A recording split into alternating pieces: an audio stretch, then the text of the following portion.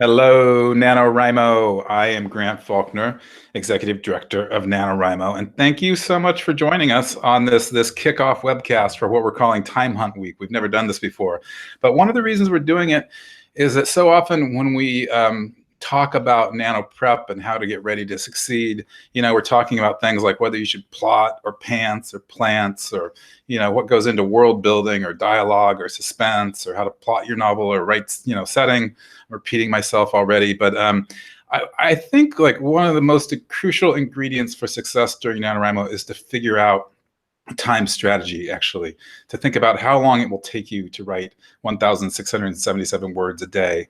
And I know it takes me roughly 2 hours. So I need to find at least 2 hours in my day. Currently, I don't have it. So that's what I'm looking for this webcast is how do I find that extra time I need to write 50,000 words in November. And I'm so happy to say that our sponsor Rescue Time is sponsoring this webcast in the week as well. And if you don't know Rescue Time, it's this cool software that tracks your online behavior. And so they are the software, the Rescue Time Premium lets you set goals for your daily writing time, automatically track progress on your novel, block distracting websites, which is super crucial for a person like me, and get helpful insights into your writing patterns and habits. And so Rescue Time Premium, you can use it for free during NaNoWriMo. If you go to our sponsor offer page, which is under the inspiration tab on NaNoWriMo website, you can see all the sponsor offers, a lot of good ones. And then after NaNoWriMo is over, Rescue Time is giving 30% off of its premium software. So I think one crucial ingredient of time management is being attuned to how you use time. And we're going to talk a little bit more with Laura about that. And beyond this webcast, we're posting blog posts on how different time management tips, and we're going to tweet and talk about it on social media. So hopefully everybody will be very prepared come November 1st. But I want to welcome Laura Vanderkam. Hello, Laura. Hi, thanks for having me. Absolutely. I want to tell people that Laura, I just read her book, which is called Off the Clock, and I thought it was just so wise. It goes way beyond any sort of like time management tips. It's really a deep reflection about how you use time. It's really a deep reflection about life, I think, in the end. It's kind of like an existential book in a lot of ways. I first met Laura when she interviewed me several years ago for an article she published in Fast Company, and it was specifically about like how to find the time to write a novel during November. So if you Google that article, it's probably a really good synopsis of what we're going to talk about today. She also has a wonderful TED Talk, which I would recommend that you watch after this as well. She's the author, beyond being the author of Off the Clock, she's the author of I Know How She Does It, What the Most Successful People Do Before Breakfast. Some of them write novels before breakfast. And 168 hours. 168 hours is the number of hours in a week. So these are all time-oriented novels, or sorry, nonfiction books. But you have written one novel based on time, Juliet, right? Yep, Juliet's School of Possibilities, which will be out in March. Great. Yeah, and beyond that, Laura is a co-host along with Sarah Hart Unger of the podcast Best of Both Worlds. And yeah, Laura wrote that novel Juliet during NaNoWriMo, which is cool too. So she knows what everybody's going through. So just for the logistics of the webcast, I'm going to interview Laura for about 30 minutes or so, and then we're going to open up questions to all of you viewers, so you can ask her anything you want to. So get ready to ask questions, and just put them in the chat window, and our producer Catherine Grip will send them to me. So Laura, a common notion of time management is that it's about getting more productivity out of a day. It's like you're squeezing time out of a scarce resource. And so when I was thinking about that, I was wondering why your book is titled Off the Clock and not On the Clock. Well, I don't really think that time. Sorry, we can hear the echo quite loudly in your. Just want to make sure that's before I. Thank you. So it's just going to be hard to talk. Now I think we're better. So yeah, the problem with thinking of time management is trying to cram more into the day is like, well, what's the point of that? I mean, if it's more things that you don't necessarily want to be doing or that aren't getting you toward the life you want, then there's no real point in doing 10 of those things versus 5 or 20 versus 10. I really think time management is about making sure that we have the lives we want, both professionally and personally. And so, I mean, honestly, if you were just doing one awesome thing a day, but it was moving you closer to where you wanted to be, that would be excellent time management.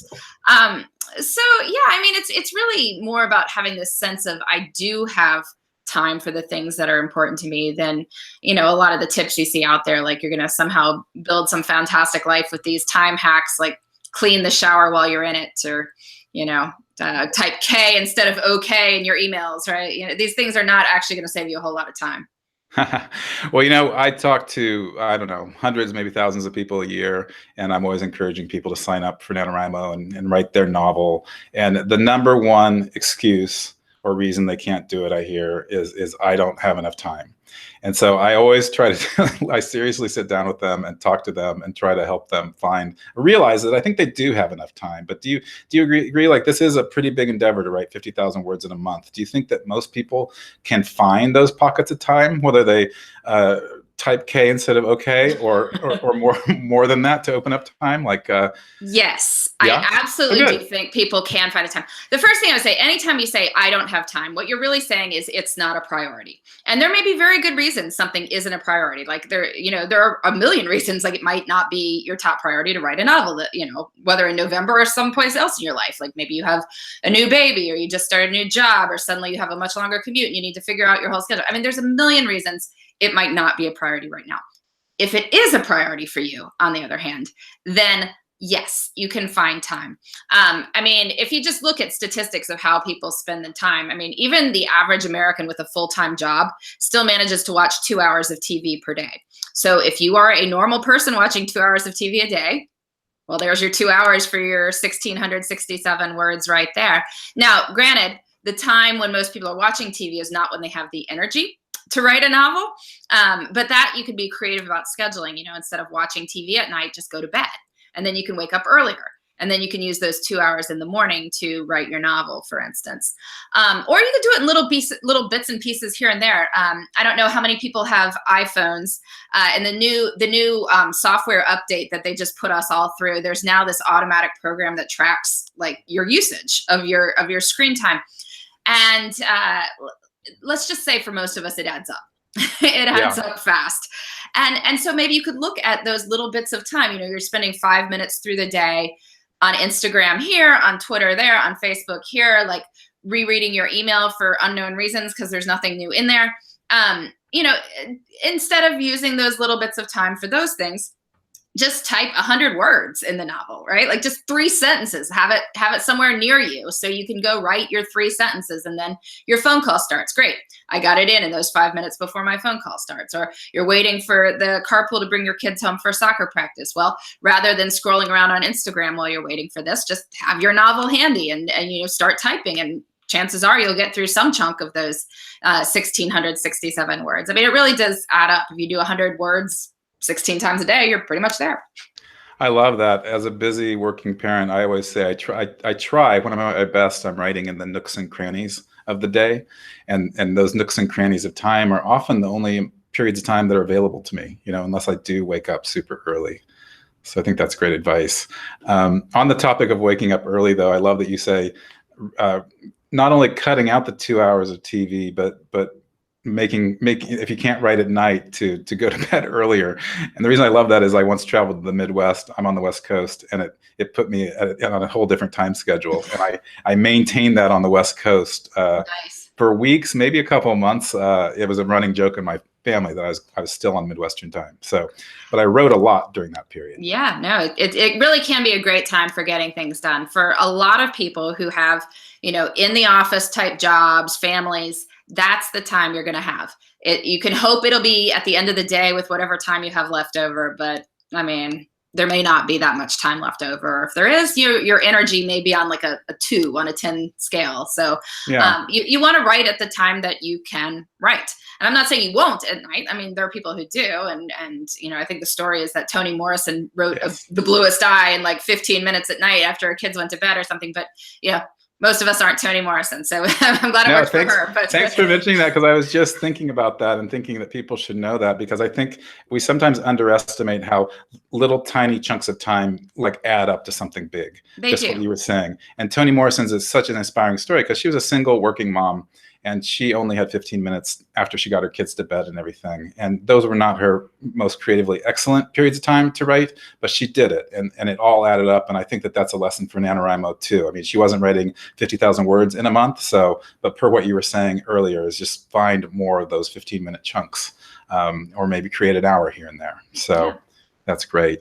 I love this quote from Oliver Sacks. I wanted to mention it to you. I just randomly saw it this morning. He said, "I don't so much fear death as I do wasting time." And I feel like we can put a different ending on that. I don't so much fear death as not writing my story, not writing my novel. So I guess this is I'm trying to lead into that sense of, you said we do what we prioritize. Time is a choice. How we use it. Well, and one way or another, we'll be on the other side of November. What is it? 7 weeks from now, we'll be in December. So you can either have that novel or you can not have that novel. I mean, it's kind of up to you. One way or another, it will be December. So, you can find your 60 hours in the course of November, or you cannot. But, those 60 hours will pass regardless. It's just a question of what you do with them. Yeah. And in your book, you talk a lot about how to create memories, I guess, memories and time. And sometimes when I'm talking to people about NaNoWriMo, if I think about it as just another, if I didn't write a novel in NaNoWriMo, I would just be watching a lot of Netflix and, I don't know, college football, something. I don't watch college football, but you know what I mean? I'm thinking what people do in November. And most of that would be very unmemorable to me. It wouldn't, I mean, it's fun and it has enriching aspects, but writing a novel in a month, that's a truly memorable experience. It is like taking a big vacation or climbing a mountain or running a marathon. You're not going to forget it. And so can you talk a little bit about creating memories and how time relates to that? Yeah, well, when I was researching how we perceive time for Off the Clock, I came across some fascinating research that basically says our perception of how much time we have is influenced by how many memories we have of that given unit of time. So this is why the first day of vacation somewhere exotic seems very long. Your brain has no idea what it needs to remember, so it's just remembering all of it. Whereas you think about your commute yesterday morning. Well, I guess most of us can't think about our commute yesterday morning because it's gone. It is not there anymore. It's completely out of your memory unless you've gotten an accident on the way to work or something like that. So, it's... when we say, where did the time go? What we're actually saying is, I don't remember where the time went. So the antidote to that, of course, is to put memorable things into your life. So, putting a little daily adventure into your life, eating somewhere different or going to a park after dinner instead of just watching TV. These are all sorts of things we can do to make time memorable. But I agree with you. Writing a novel is obviously a very memorable thing to do with your November. You will remember having done it. You will remember being sort of in touch with your artistic self in the middle of your busy life for this November. And so viewed from that perspective, I mean, it's really just about deciding it's worth doing. It's worth creating these memories. It's worth creating something that then I can read and look back on and know I have this story written down, which it's probably not going to be in the state on November 30th that we're going to be thrilled with, but you can take however much time you want to edit it after that. The point is just to get that first version there. Yeah, like you said, if you can choose not to, you can choose to spend the 2 hours a day, the 60 hours in November doing something else like watching TV, but then that time is as nothing. It's as if it never existed in the first place. Yeah. When I'm talking to people, I oftentimes ask how many people in the room consider themselves busy people, and 100% of people's hands always go up, and I'm guessing that they all have different levels of busyness in their lives, but most of us think of ourselves as busy or even too busy. So I'm curious about this nature of our perception of time and then the reality of it. And if you have anything to guide us with that. Well, one of the best strategies I've ever found for feeling like I have more time is to actually track my time. So I have been tracking my time continuously for 3.5 years, which I am not suggesting anyone else needs to do.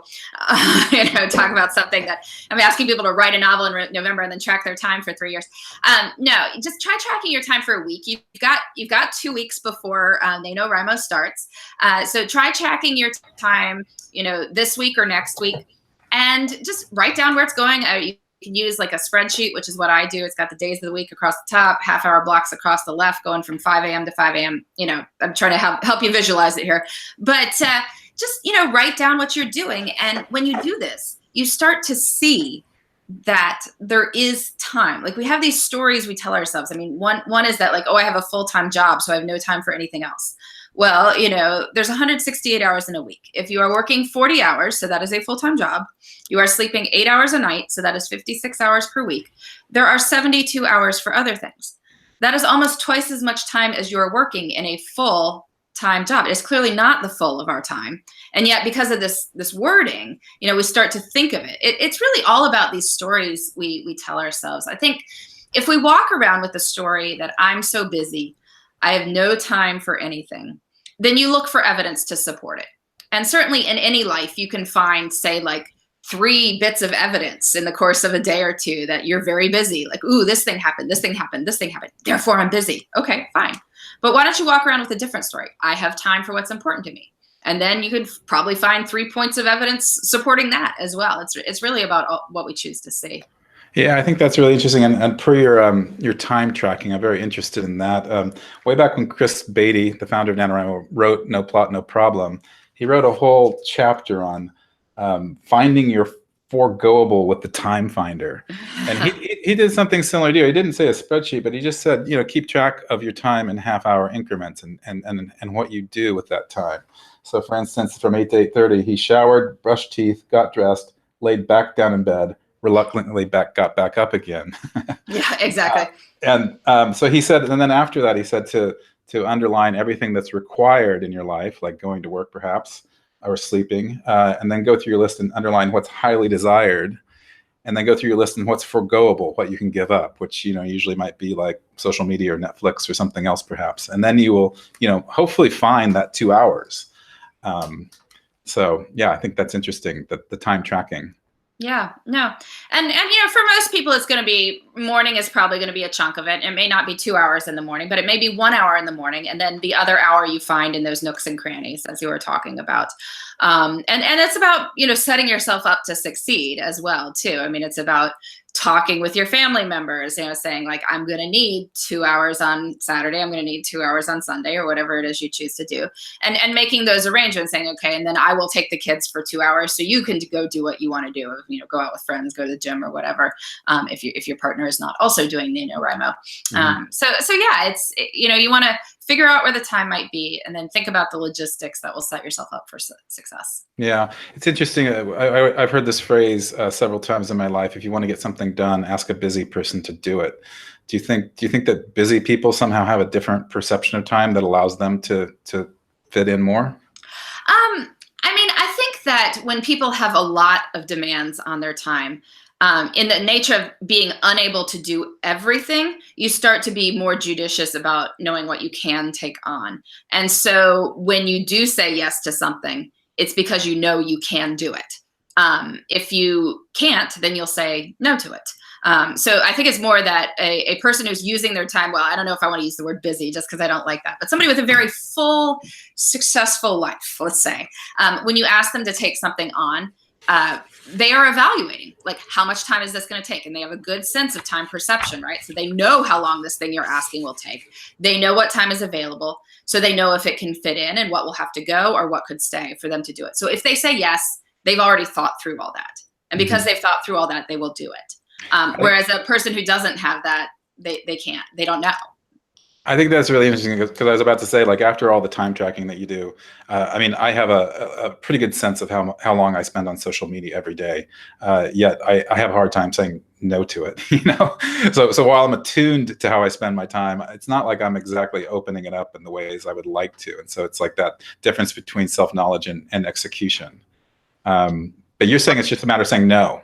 Well, yes, or you could use your sponsors' programs too. I mean, you were talking about our rescue time earlier. I mean, you could, if the spirit is willing but the flesh is weak, like, lock yourself out, right? You can, or even just hide the apps on your phone so that you can't even see them. They're not there. Like, you'd have to go and recreate them in order to get yourself into Instagram or something like that, or hide your phone. I mean, have your partner or colleague take your phone or something. And we're like, oh, I'm trying to stay off social media, but I just can't. Well, if you don't rely on willpower, then make it impossible to get on. You got to establish a system then. Yeah. Yeah. I've been or trying. use it as a reward. I mean, use it as a reward. Say like, I'm allowed to be on for 20 minutes after I've done my hour of writing. And then hopefully you'll do your hour to get to it. Yeah, that's good advice. Good advice.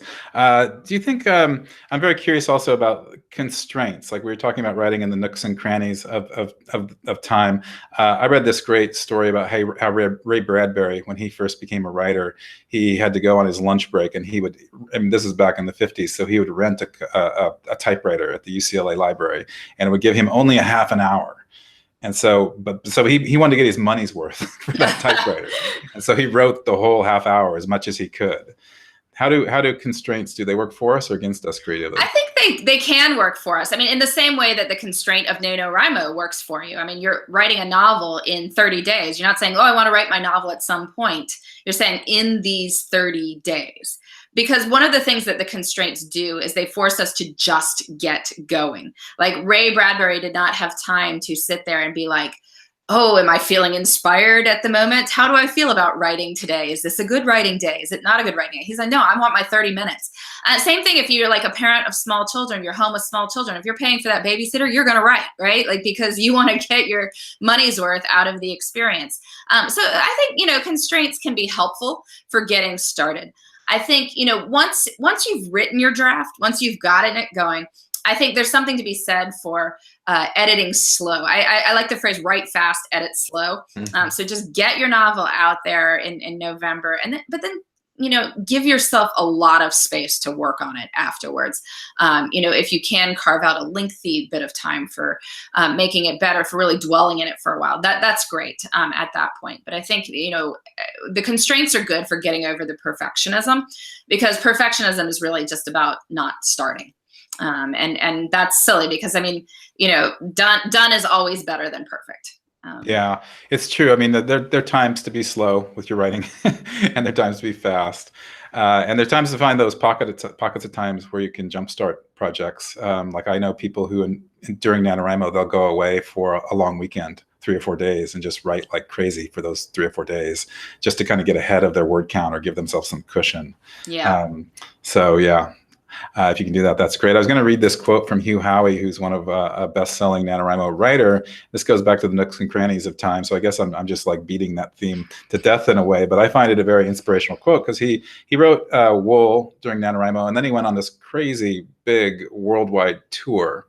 But he was writing during that, something that I find nearly impossible to do, to write while I'm on planes and stuff. But he said, I was writing on airplanes and in airports, every morning at hotels, in the back of taxis, on the sidewalk, waiting for my publicist to pick me up. Learning that focus and having it reinforced every year through NaNoWriMo is what allows me to write for a living. I thought that was really interesting to think about, published author writing in the back of a taxi. Yeah, well, writers write, and I mean, so wherever you can get it done, that's great. Yeah, I don't know why I find it hard to write on planes too. There's something about being on the plane that you just like half your brain disappears or something. I haven't figured it out, but I've got to work on it, because I'm on too many planes to be losing that time. Yeah, exactly. Well, I'm curious about form, NaNoWriMo, I think one of the benefits of it is that it's like a boot camp in a sense, in that you write for 30 days and you've really trained yourself to have the discipline to write. And I always hope that you've created the momentum that you'll keep writing beyond November and all year or the rest of your life. But I'm curious about, it seems like if you form that habit or that routine, you're just going to naturally make yourself much more efficient with your use of time. Is that true? How do you think about routines? Yeah, no, I think you definitely can be more efficient. I mean, when you put something big into your life, then the little stuff, you realize what you didn't have to do or what could be done more efficiently.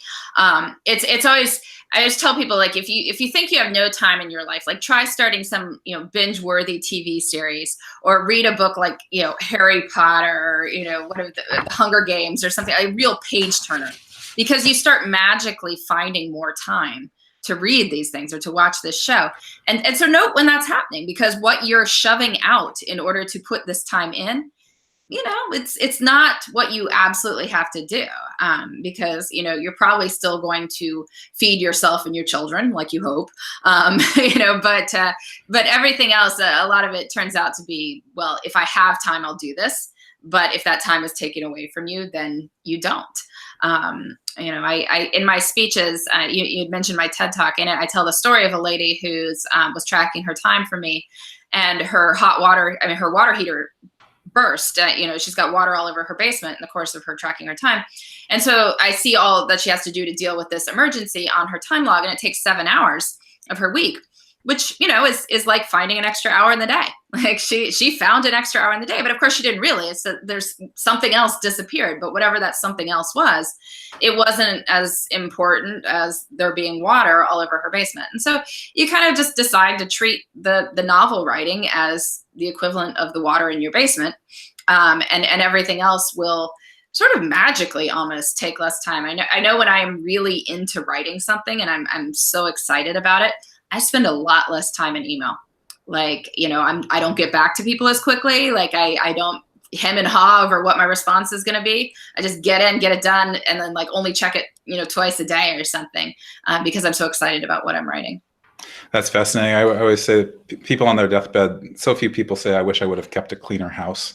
Maybe no one even says that on their deathbed, but many people do say, I wish I would have written that novel. Yeah.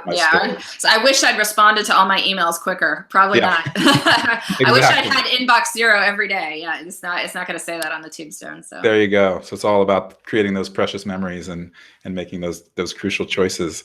Going back to those memories, though, you have a theory about that we each of us have 3 different selves. And that leads into how we I guess we're looking through those selves onto time determines how we're using the time. Can you tell people a little bit more about that theory more eloquently than I just did?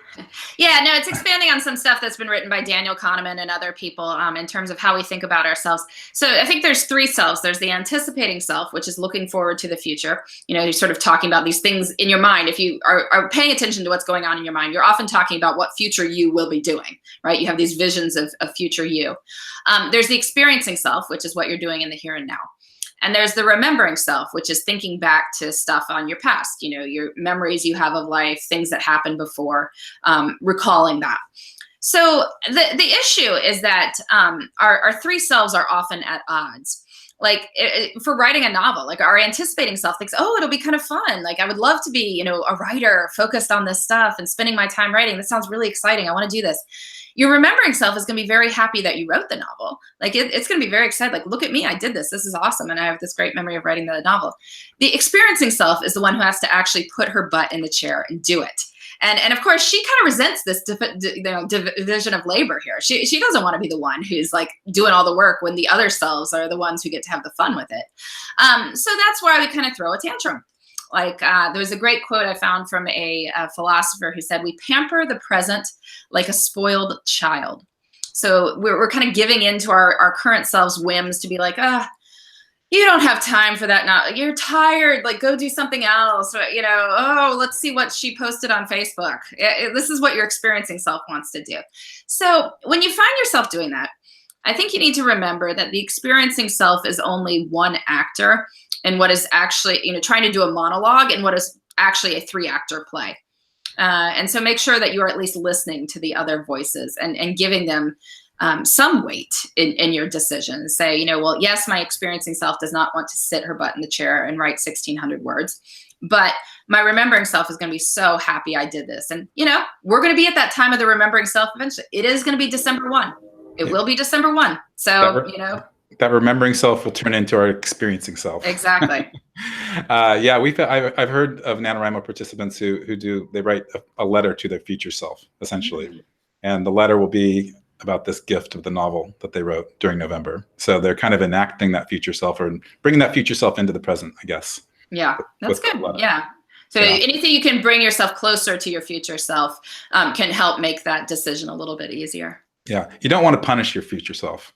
No, be good to her. Yeah, exactly. We're going to take questions in a few minutes, but I did want to touch a little bit. So I think it's so great that you've actually done NaNoWriMo. I don't know if you've done it more than once or not. You have? Mm-hmm. Oh, that's great. So tell us a little bit about your experiences during NaNoWriMo, how you, especially as this person who has this whole big career based on time management, how did you find the time to write a novel? And then tell us a little bit about the novel you wrote. It's a parable. So I don't know if this is like real NaNoWriMo rules or whatever. I wrote this novel, a version of this novel one year. I've done some other ones in the past too. And then I wrote it again the second year, not even looking at the first version. I wrote it again to sort of remember, things were going to change and things I remember didn't work the first time, but I didn't even read it again. I just sort of started over and wrote it again. And then, later on when I was talking with my publisher, I worked with Portfolio, which is part of Penguin Random House, on all my books. They were looking to commission a fable. And I realized that some of my characters and some of my plot from this NaNoWriMo book could, in fact, be recycled into this fable. So I did that. But in terms of finding time, I mean, it's slightly easier for me, I would say, than for somebody who had a different job that they had to be in their office from 8 to 5, for instance, doing that job. It is my job to write. And I do other things. I do a lot of speaking and whatever. But if I need to write a book because I have a contract to write a book, I should probably write the book. Let's say. But before I had the contract, it's just saying, I'm going to spend 2 hours a day writing this. I will write for time in the morning, see where I get to. Aiming for my 1667 words a day. I like to be a little ahead of myself, so I probably wrote a bit more at the beginning of the month. Got ahead so that for the inevitable days when I wouldn't be able to, understanding that probably I'm not going to write on Thanksgiving, or I might not be able to write on a day when somebody's sick or something like that. So got a little bit ahead, aimed for more like 2,500 words a day. Just kept cranking them out. There's no magic to it. This. It's like, it would say, how did you do that? Well, you just do it. I mean, honestly. There's some truth to that. Yep. Just sitting down and doing it and making it a priority, choosing to spend the time on it. And not editing yourself to the degree. I mean, I think that's the issue. And that's what I just love about NaNoWriMo, is that you get past that to, constantly editing yourself. Like, oh, was that the right way? Or, you could go back and fix it later. The point is just to get it down. Yeah. I love that you wrote that novel twice. I've always been curious about doing that. I hear people do it, but I've never done it myself. We got a few questions here, or more than a few. So Silverhawk says, how do you find time to write when you're in school? And so I think this is like, both of us have children. And so if you're a working parent and maybe have school on top of that, or want to write a novel, it's tough to layer these things on. So what's your best tip? Well, you really need to, I would definitely recommend, if you've got lots of stuff going on, if you're taking classes in addition to working, or, anything else you have going on, definitely track your time. You've got 2 weeks before November starts. Figure out where the time is going now, because then you can see like, oh yeah, these are my class hours, these are my work hours. Here's the space between. And then you can start to come up with strategies, like design an ideal week then, right? So maybe you say like, okay, well, actually, Tuesday and Thursday nights are my class nights. I'm generally only in and out at home for a little bit in between there anyway. So what I'm going to do is I'm going to go straight to school. I'm going to sit in the library and do my writing there and then go to class, right? So, and then that way I can get, 45 minutes, an hour in there. So that's 2 spots I've already got. And then you start looking at other times, like, well, I always get up early on Saturday to study anyway before I have to deal with my family. So I'm going to, set it back even another hour, and maybe negotiate with my partner over that, so that I will be the better partner in December if he or she will take November. So then plan out your ideal week. And the honest truth is you should have more time for the novel than you think you'll actually need, because stuff is going to come up. I mean, that's the nature of having a full life, and anyone can have a, perfect week, but we don't actually get perfect weeks. That doesn't show that you're good with time. The people who are good with time can deal with stuff that comes up. They can deal with uncertain time. They can deal with emergencies. They can deal with stuff going wrong because they've thought through, oh yeah, well, what will happen if, I have to go do something for one of my kids in between work and school on that day? Well, here I have another slot later in the week where I'm going to be able to make that time up. I recently heard that optimists tend to underestimate the amount of time they need to do something, and pessimists tend to, overestimate it, I guess, or be more? I think it's something like that. I mean, I'm a a nice, cheery person. I like to think of myself as optimistic, but when it comes to planning time, I'm a pessimist. I'm a hardcore pessimist. And I think it's more, let's call it realist, okay? Like, I think it's ridiculous to think that there won't be traffic today. I think it's ridiculous to believe that this is the winter when none of my kids will get sick or will never have snow. It's ridiculous to believe that everyone I've asked for something will get it to me at the time that I asked for, right? Like, these are just, we can hope. We can hope that those things will happen, but let's understand that they probably won't, and build that in. Yeah. So I like these themes. It's like being attuned to how you use time, then be really strategic with your plan, and be super realistic. Yeah. Be realistic. Build in time for it to go wrong. Yeah. Good advice for beyond novel writing as well. Here's one from Digital Celt. Which is a really good one. How do you keep the flow of ideas going if you're just doing a few sentences here and there? Well, I think, one thing you can do is don't be so precious about it, right? It's like, it'd be nice to dwell in our ideas for long periods of time. And maybe as you make progress in your novel, you will be so inspired by what you're writing and so motivated by the progress you're making that you will start finding more time to put it in. I mean, maybe you'll actually go in and talk to your boss about coming in a little bit later and making it up, like working more in December, or you'll take, a couple of personal days in November, or you will, like I said, talk with your partner about getting a full writing retreat on a long weekend or something. And then you promise to do the same thing in December for this person. So you can arrange for those longer times. But I think there, some good writing advice is to stop before you actually have to as well. Like, so you kind of could write the next sentence, but you're actually not, because you know what the next sentence will be. And so then the next time you're going in for those little bits of time, well, you already know what the first sentence is, because, it's so obvious you were coming right out of it with that. And so then you're already in the process of it. Yeah, I think when you're writing in those nooks and crannies of time as well, like let's say you don't have enough time to write your 1,700 words, but you've just managed to write 300 words in like 3 little 5 to 10 minute periods of time. And I always say at least you're creating momentum for your story. It's kind of what you're saying. You're keeping that thread going. Whereas if you skip a few days, then it's harder to get back into the novel. Yeah. I mean, once you stop for a long enough period of time because you're waiting for the perfect chunk of time, like, then your flow of ideas is definitely gone. So don't make the perfect the enemy of the good. Yeah, there you go. Let's see. So I had a quote here or a question. I thought this was interesting. I'm curious if you have any perspectives on this from Alexa Pulliam. Any tips how to write as a stress reliever instead of a stress inducer? I'm wondering if all of our talk about time is making people more tense. Making people more tense about this. Well, I hope that's not the case. That's not the point. Remember why you're doing this. Like, presumably you're writing a novel because you have a story in you that you would like to tell. Presumably you, on some level, find writing to be the way you wish to share your ideas. I mean, there's other ways you can tell stories, right? Like, you could film a video, you could, choreograph a dance, you can, whatever. Like, there's a lot of you could tell the story to people, right? You can, record yourself doing that.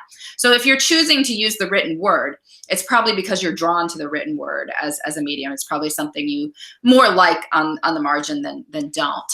And so I think constantly reminding yourself that, like, this is fun. Like, I'm doing this for me, and this is fun. Nobody's making me do this. Like, nobody is required to do NaNoWriMo for their job. Like, I'm guessing that, your kids aren't saying, you have to do this for me. It's for you, right? And so recognize that this is a gift you are giving yourself, the gift to put your story out into the world. And hopefully that can take some of the stress out of it. Yeah, and we do want to get it into the legal code that it will be part of the law that people are required to write a novel during November. It will be part of their jobs. It'll be part of the legal code. There'll be a certain enforcement from police. So we're going to get there someday. We're going to get there eventually, but for now, no. So this November, you don't need to worry about that. Still your choice. Still your choice.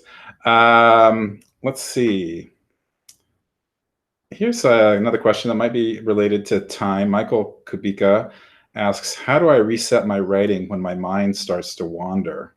When I know I'm off topic, how do I come back to where I want to be in my writing? for me, my mind is so triggered by, horribly triggered by checking social media or checking the internet in different ways. My question is that it's like a pattern. I can only focus for 10 minutes on anything these days. I'm not sure if that's what Michael's feeling, but what would you advise? Well, him? I kind of heard that a different thing, that he was like starting to think about other things, which may even be other things in the novel when he's trying to work on a certain scene. In which case I say, like, go ahead and write that other scene. Like, put it in brackets that I'm going to move this elsewhere. Like, you could even write that, like, move this elsewhere at the top. And then, in your brackets or whatever, start writing this other scene, or maybe some tangential character that just occurred to you. Who knows? I mean, the whole beauty of NaNoWriMo is maybe you'll find a place for it, maybe you won't. But go ahead and write that character sketch. Go ahead and write that scene that's with 3 completely different characters than you thought were going to be in your novel. And maybe you'll find a home for it in this novel. Maybe you'll find a home for it in another novel. But I would run with that creative urge. Now, if we're talking about like you're writing and you're like, yeah, and my boss wants this report tomorrow, that's the thought that keeps going in. If you're typing your novel, I would suggest having a notepad next to you. And so whenever those thoughts pop in your brain of like, oh yeah, I need to schedule the kids' dentist appointments, and yeah, my boss wants that report, and by the way, did we book that hotel for July yet, or didn't we? Right? Like, write that stuff down on your notepad. And then you can revisit it at the end of your writing session, whatever you've decided to do that particular period of time. And it's just the capturing, like it's the bouncing around in your brain when it's not being captured that's stressful. So if you write it down, then it's there, and then you can deal with it later. That is great advice. Elizabeth C. writes with a question. I'm completely envious of her. She says, or asks, what if you have multiple prime times when you're the most creative? I can write really early in the morning and really late at night. How do you know which one to listen to? Well, if you could do both, great. Maybe just take a nice long nap in the middle of the day. I mean, this is honestly what I would do as well. I know that I can write well in the morning. And I know that I actually start getting this real creative juice at like 5 p.m. for some reason. And so I'd go into like, if I didn't have anyone around me, I'd start, writing at 5 p.m. I'd probably like, microwave something and grab a glass of wine and keep going as late as I could. That's hard to pull off with a family. And so I tend to just do the morning. So you can sort of ask yourself, well, logistically in the life that I have, which is easier? If you have to be at work really, really early, then maybe the evening is better for you. If you have a family that you wind up spending your evenings with, morning is better for you. So if you can use both, awesome. But if you think only one is realistic, then just sort of think about what works best with your life as it is. Mm-hmm. Here's an interesting question from Becca Gala. How should you organize your writing time? By section of book, or just by time, word limit, and write whatever you feel? Do you have any ideas on that? Well, so I think, this is somewhat individual to the style of writer that you are. I tend to work from outlines. So one of the things I will do prior to doing a sprint on writing a book, or, if I'm doing NaNoWriMo, is I will have outlined and have a chapter abstracts before I'm doing it. So that way I can just pull up a chapter and say, actually, this is, it's going to be 4 scenes in this chapter. So I'll write scene 1 now. Now I'll write scene 2. And, maybe tomorrow I'll write a completely different scene from a different part of the book, but I know where that goes. I've usually thought through that sort of thing. But that's kind of come from, I've written like 8 books now, and I found that that's how I work best. If you've not written a book before, which I presume a reasonable number of people doing NaNoWriMo have not, like, you don't really know how you work best. You might try outlining it just because for many people, writing from an outline is easier, because then you can focus on just executing as opposed to deciding. But, if you're trying to write the outline and it's just driving you crazy and like, I hate this. Well, then don't. Then just write. See what happens. See what plot emerges. See what characters you're really drawn to, and then follow them. See what scenes seem most compelling to you, and just write that. And if you write enough compelling stuff, it'll probably be compelling to other people too. Mm-hmm. In some ways, I think participating in NaNoWriMo helps answer the questions that people are asking. I think NaNoWriMo is a creative experiment. That's what it was started out to be, and it continues to be. It's an experiment with how you use time in your life to reach your creative goals, and then how you your creative process as well. Here's one more question. Let me think. I thought this was a great question from Tepe Tepe. Sometimes when I'm writing, I get into a groove, a flow, and the words glide so effortlessly. This is what we all desire and work for. How do I get into that mindset reliably? Does time have any impact on flow states? I think it's like anything else. There are some days that are going to be awesome, and there's some days that are just going to suck. And that's life. I run, and some days it feels like the wind is at my heels and I have wings, and it's like the beauty. I could run forever. And other days I'm like, I hate this. I hate this. I hate this. But I found this, that even on the days when I hate this, I hate this, I hate this, if I run 1 mile, I no longer hate it. Like once you're 1 mile in, you're like, yeah, it's not so bad. I'm like, okay, I can keep going. So if you are feeling like, I hate this, I hate this, I hate this while you're writing, I would challenge yourself to like, okay, I don't have to get through the whole 16. Maybe you've built in a little bit of margin. So you're like, I'm only going to have to do 1,000 today. Today's my light day. Like I've built in some margin. I'm going to give myself this gift of being, having a little slack in the schedule. My guess is by the time you've written 1,000 words, you'll be fine. You'll be in that state and you'll keep going. But just, you only have to get to 1,000. So that's fine. Yeah, I've heard different writers come up with different strategies for this. And I do think I would love someday if somebody would fund a big study of NaNoWriMo and to see if writers who take the NaNoWriMo approach are more likely to get in a flow state. Because one of the definitions of getting into a flow state is you have to have a challenging goal. It can't be too easy and it can't be too challenging. And I think that is the 1,700 words a day. And I have heard of people who, when we do word sprints, of course, which are great jump starts for your novel, to give you just to write like crazy for 5 minutes, just this short chunk of time, and to write 300 or 400 or 500 words. There's this technique called the unit technique, and a friend of mine does this, and I haven't done it yet, but I want to do it this November. And what she does is she writes for 45 minutes. And what she says is that at the 15 or 20 minute mark, if she is feeling really discouraged or not good about her writing, if she was planning to write for a couple hours, it'd be really easy just to quit right then, because it'd be so daunting to write for 2 hours. But since it's only 45 minutes, she feels like she can kind of get over that hump and keep going. And then what I think the beautiful part of her technique is that she steps away from the computer for 15 minutes and just whatever, takes a walk, washes the dishes, something that's away from her novel, but her unconscious is still kind of percolating ideas around. And then she returns for another 45-minute session. Yeah. I'm curious what you think of a technique like that. Yeah, no, I think that's great to, give yourself a very reachable goal. And because then you do power through. Honestly, one of the most prolific people I've ever interviewed, and I talked about her in this book, Off the Clock, that she was writing like 5 novels a year. And how she was doing this. She does this as her job. She writes romance novels. So that's, a genre where you're expected to crank out a lot of them for your fans. But she'd outline it in 2 weeks. And then in the course of 7 weeks, she'd write 10,000 words a week for those 7 weeks. She would have a really good outline. So she would do 3 scenes a day, 3 800 words scenes a day. So that's, like 45 minutes of total focus, write the 800 word scene, go away, do another scene later in the morning, and then 1 more scene in the afternoon. So that's really only like 3 hours of actual work during the day to get her 2,500 words. She does that 4 times a week. That's 10,000 words. She does that for 7 weeks. She's got 70,000 words. She takes 2 weeks to edit it, and she's got a book, right? There you go. That's really all there is to it. I love that. She's just doing a series of intense NaNoWriMos, essentially. Yeah, exactly. That's her lifestyle.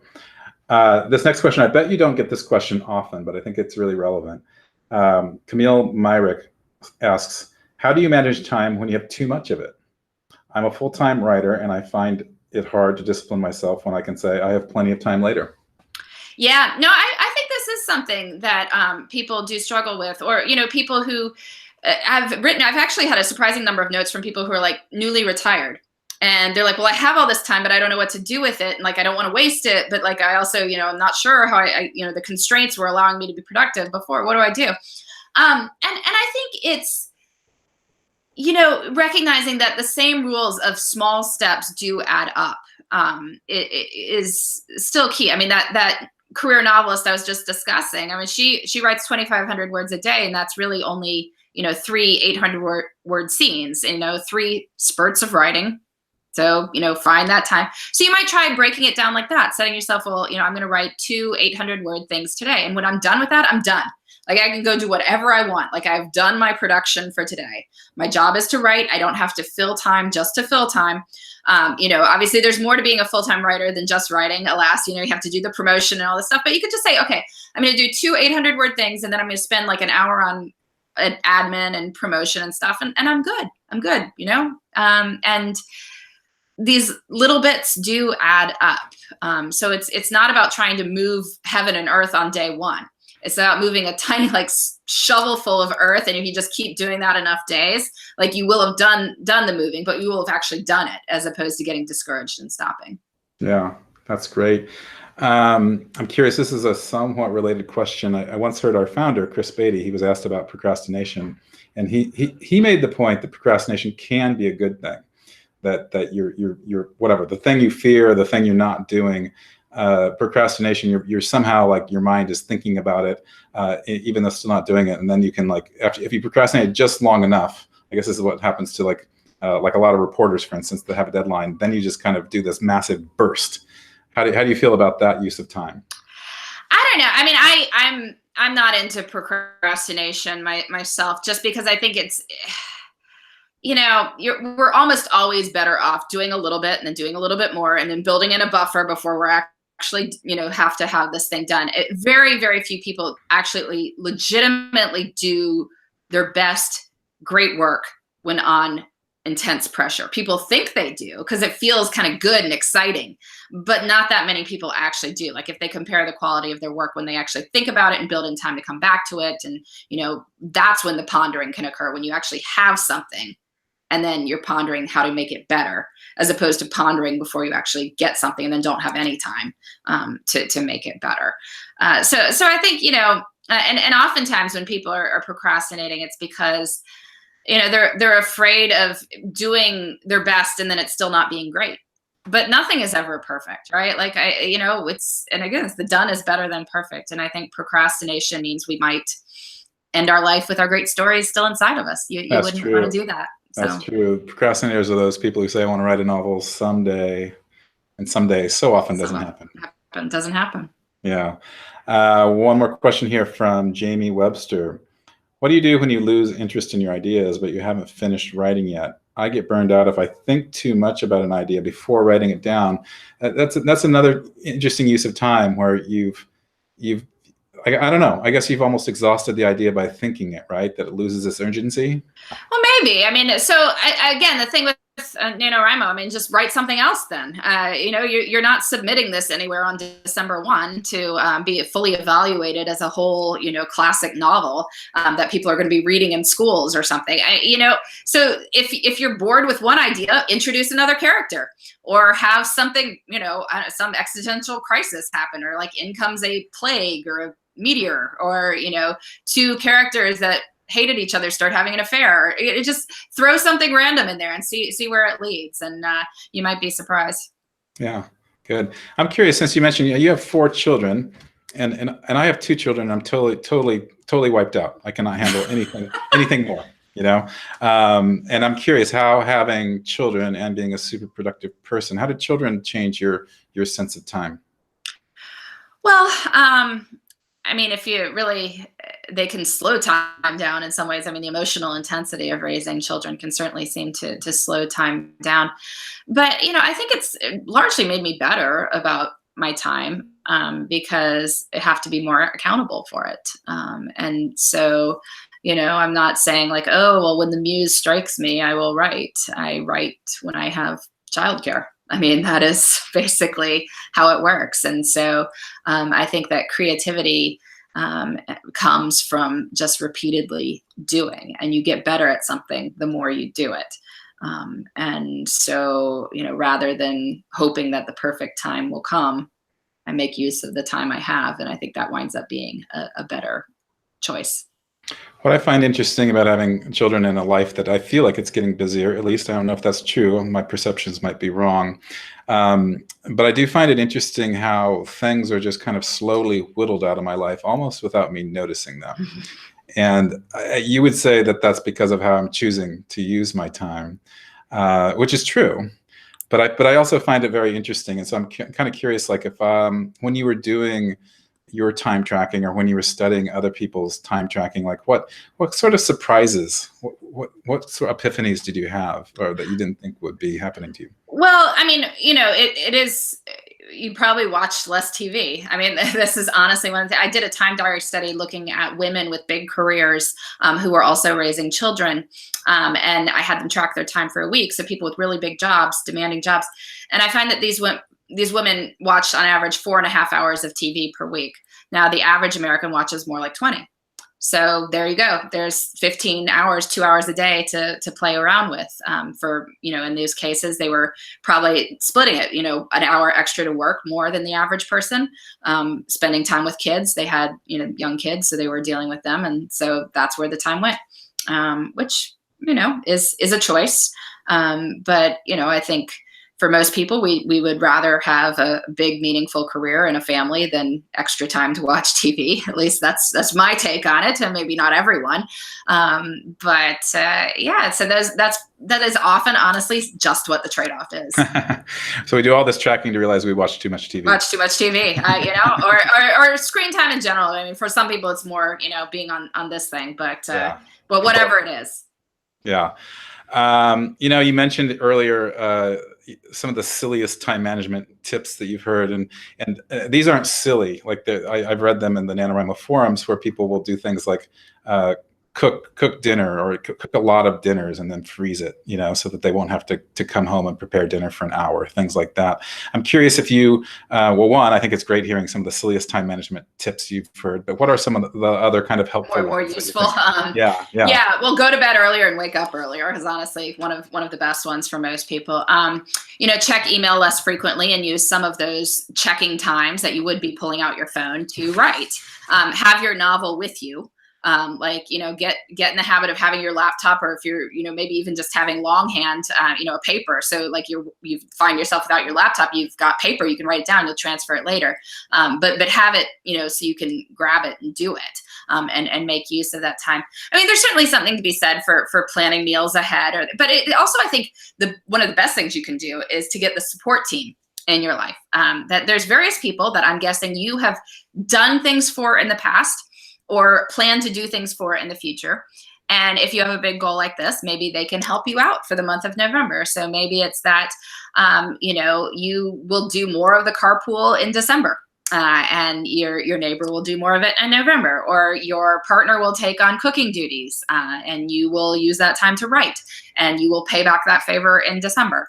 Or maybe, you decide that instead of spending money on X this month, we're going to put that into a little bit of extra babysitting, and we're going to use that, time for writing. So I think, thinking there are hacks you can use to try and open up time. And certainly if you track your time and see that a lot of time is devoted to X, Y, or Z, think about how can you spend less time on X, Y, or Z during the month of November.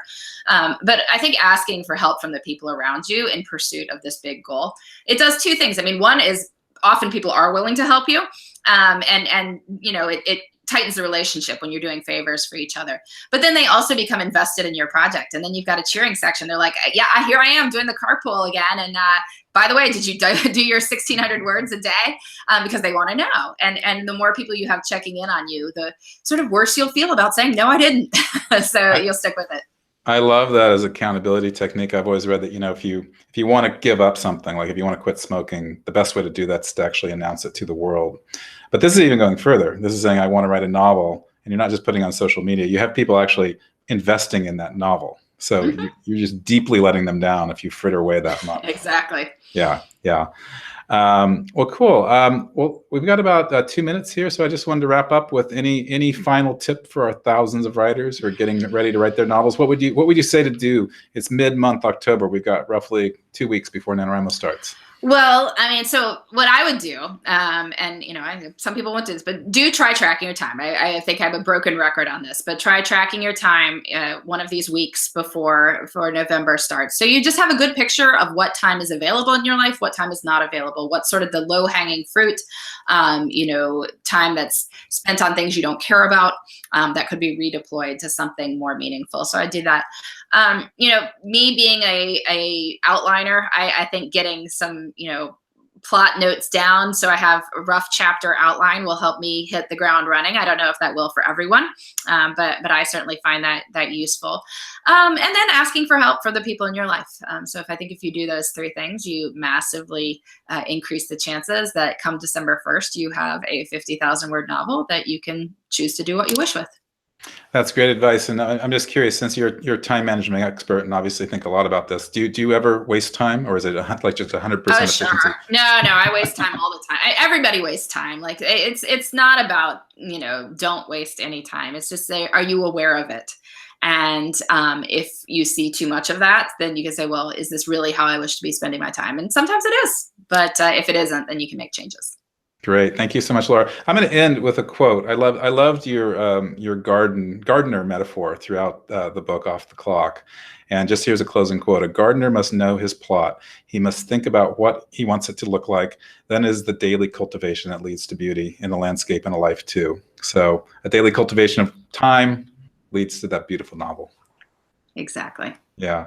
Thanks for joining us, and thanks to Rescue Time again for sponsoring Time Hunt Week. I hope you all become time scavengers this week. Do exactly what Laura said. Track your time this week. See how you spend it. See what you can cut out to open up time to write in November.